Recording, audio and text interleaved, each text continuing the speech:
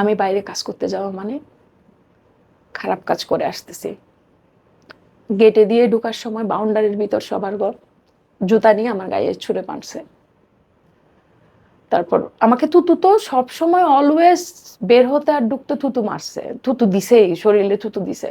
তো আমি না গিয়ে কিছু বলতাম না, আমি কিছু না বলে উজু করে জায়নামাজে সিজদা দিয়ে শুধু কান্না করতাম। আমার বাচ্চাকে ধরে বলা হয়েছিল যে তোর মার কথা শুনবি না, তোর মা বিয়ে করে ফেলবে, তোরা আমার কথা শুনবি। টাকার বান্ডেল দেখাইছিল, আমাদের কথা শুনলে তোরা টাকা পাবি।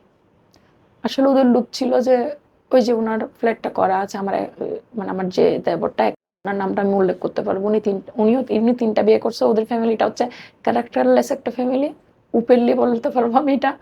মানে আমি সত্যি বলতে একদম ভয় পাই না, ক্যারেক্টারলেস একটা ফ্যামিলি। যদি আমার হাজব্যান্ড মারা যাওয়ার পর ওদের সাথে একটু লুতুপুতু ওগুলো আমি করতাম, তাহলে আমার ভালো থাকতো, বাট আমি ওগুলো পারি না।